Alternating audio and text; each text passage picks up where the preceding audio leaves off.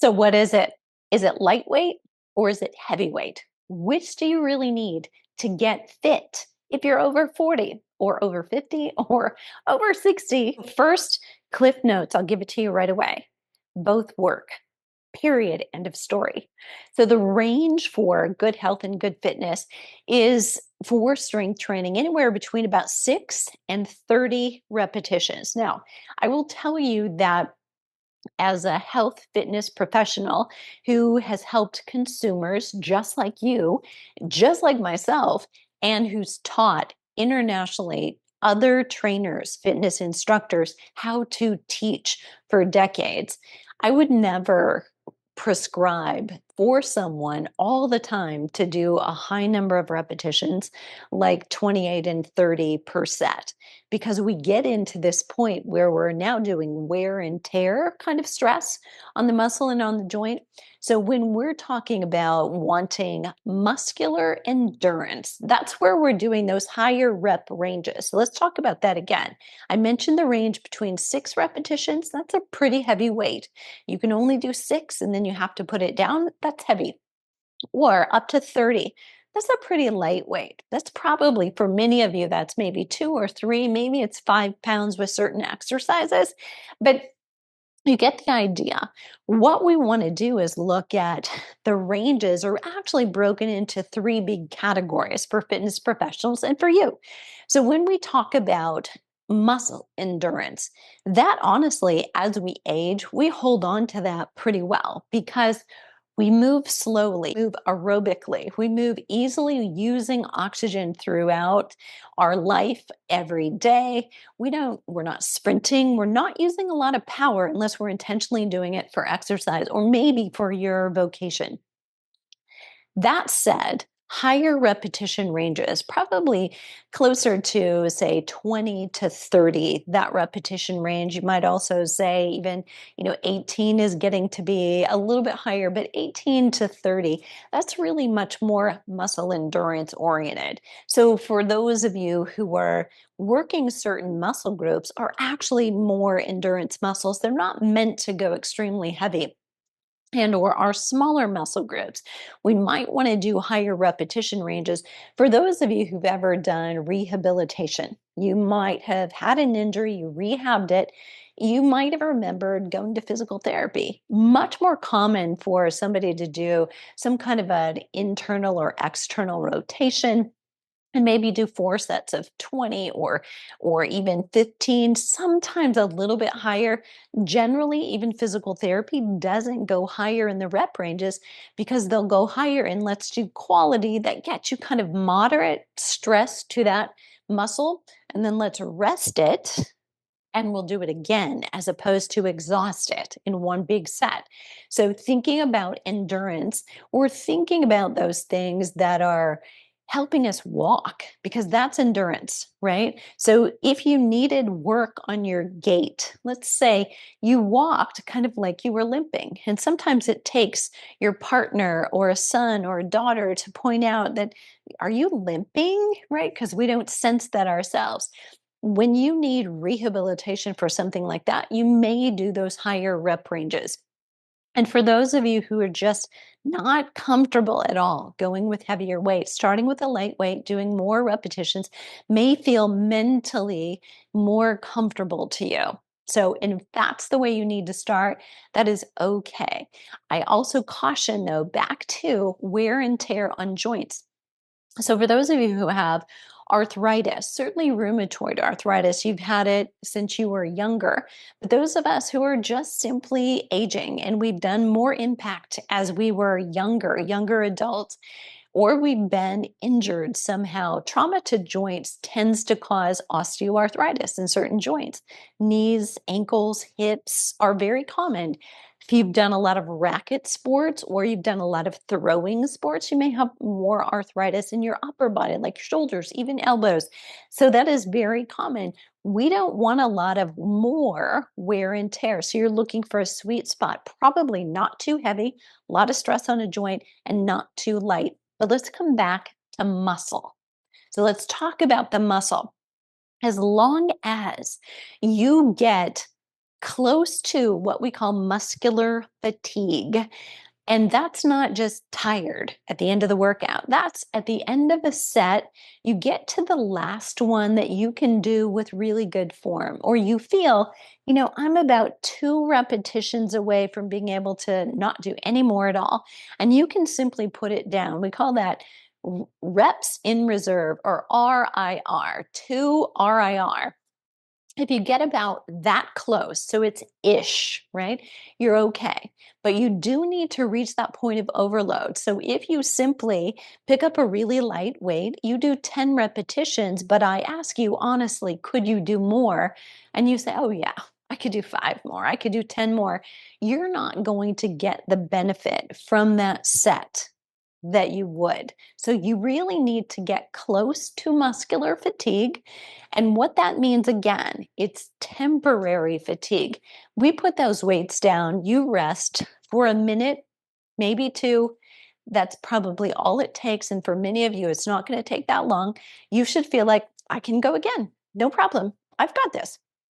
That's temporary muscle fatigue. And what it is strength training is an anaerobic exercise. So, although more repetitions with a lighter weight becomes a little more endurance, a little bit more we're able to do because it's still allowing plenty of oxygen to get in. But after a point, there will be a cumulative effect where that muscle is just saying, Uncle, no thanks, I'm good.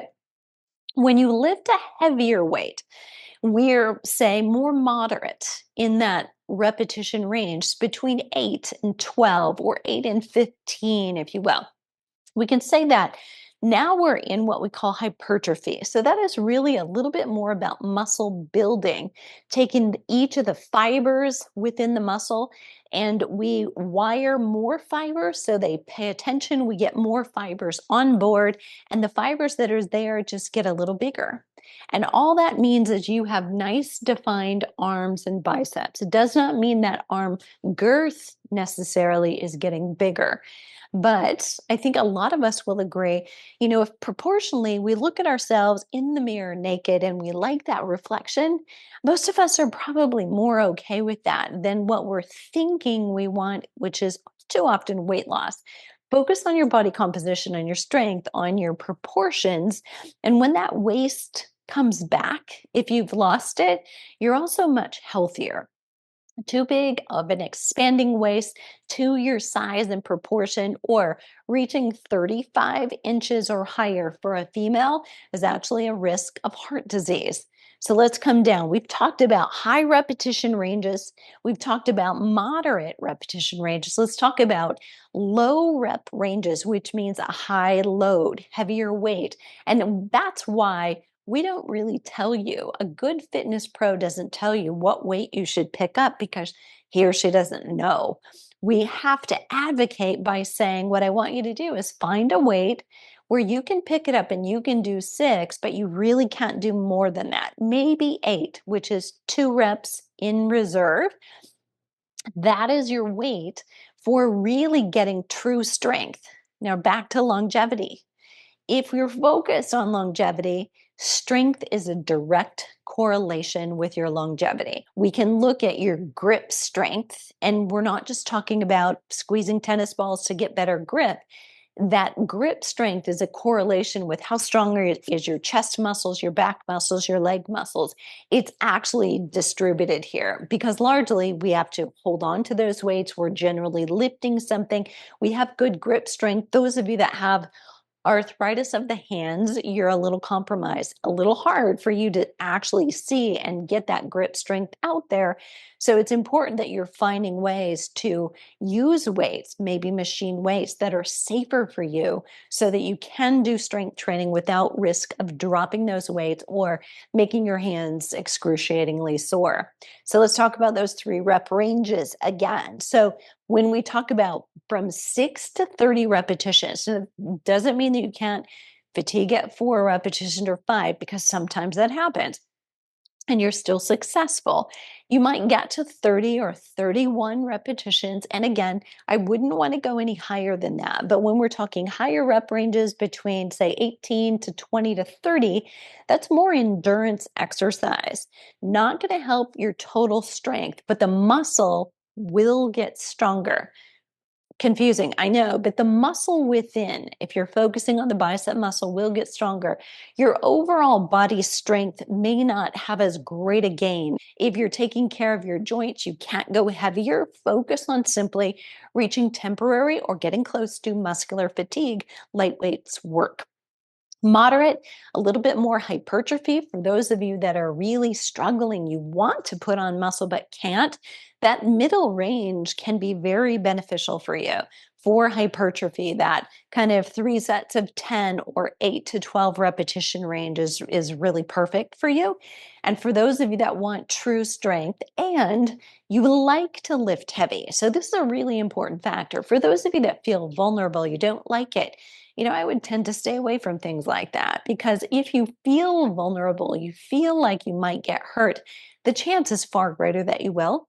So this is a big part of people getting fit is what they think about it. So getting fit, it's a big part of that. Getting hurt, it's also a big part of that. So if you feel vulnerable, find a place where you feel safe. I feel steady. I feel stable. I know I can do this. That's a great place to be. So always start doing what you feel you can do easily, then get heavier, fewer repetitions, and then fewer repetitions yet if you desire to go here. What happens in the process? We all have to start light because in the first 6 weeks of your strength training work, and many will say that as we age, it's actually up to about 12 weeks. The neural component is what is responsible for all of our progress. What does that mean? That means turning on the signal, the Wi-Fi from your brain to the muscles so that more of them are firing and you begin to feel more coordinated. So if you've ever started anything for the first time, do you remember the first time you played pickleball or tennis or racquetball or you swung a golf club and how awkward that grip felt? And then afterward, you don't even think about it. It's natural. You just move and react and respond. When your brain is first wiring, how do you do a chest press? How do you do a bent over row? How do you do that bicep? The brain is rewiring all the signals to those muscles so it can recruit more of them. It can recruit stronger. The Wi-Fi signal is literally getting stronger. And that can't be rushed. And that is what's responsible for the increase of your strength during the first 6 to 8 weeks. So here's the caveat. The great news is you can't rush that by lifting heavier. The neural connection takes what it takes. It takes a certain amount of time, period, for all of us, even you overachievers, right? But that said, take your time because your ligaments and joints, the ligaments and tendons that connect your muscle and your joints to each other, that needs a little bit longer than just your muscle alone does. So allow that structure to be dealt with slowly. So you're going to build that over those 6 to 12 weeks while your brain and muscle signal is getting stronger. You're going to be so much better off and have this integrity in your muscle, your joints, your ligaments, and your tendons. So you'll be least likely to get injured, particularly if you never ever skip the warm up. So for those of you that, realize that I've short sheeted myself sometimes in the warm up, this is probably the time to say, time out. Now I've got to do it. So just to recap, the research is clear that light, moderate, and heavy all get results when it comes to muscle. Now, I'm going to give you a part 2 in a couple of weeks, and we'll talk about bone density because it's different. Bones don't respond to the same stimulus in the way that muscle does. So, if you have questions, drop them down below. Let me know what you're doing. If you're doing light, if you're doing moderate, if you're doing heavy, and if you plateau, here's the last piece of advice I will tell you. If you're doing light all the time and it was working, but it's now not, mix it up a little bit. reduce the number of repetitions to fatigue. That means pick up a heavier weight and try alternating that with the light work that you're doing. When you get adapted to a certain load, it will no longer work. Here's one more piece. I know I said less, but after you can go heavy, you don't still have to go always heavy because that can lead to an injury. Lightweight still has a place in your workout routine. So I've been lifting weights for 43 years. I've been lifting weights for 43 years. I don't go heavy all the time. We have cycles within my workout week. I might have a light day in the middle of the week. I also will have seasons where I'm more outside and training. It becomes a little lighter more often because I'm doing more endurance work just to stay injury free. And I'm spending more of my energy doing the sport. Maybe it's hiking, maybe it's walking, maybe it's biking, maybe it's a combination of all of those things. So I hope that was helpful. Let me know what you're doing. Light? Are you doing moderate? Are you doing heavy? Are you mixing them up? And how's your progress? Are you nervous? And if you are, I've got something for you. We're starting a challenge. We call it Hot Not Bothered. So I teach you not only how to lift and how to lift so you're not worn out, wasted, but you're actually energized at the end of it. And in between, we're teaching you about high intensity interval training. We're teaching you how to stay mobile, how to keep moving and make every day an exercise session that lasts no more than 30 minutes that almost everybody can fit in. And once you start and realize how much more energy you have, you will feel better for having done it and probably be more productive. I'll see you on the flip side.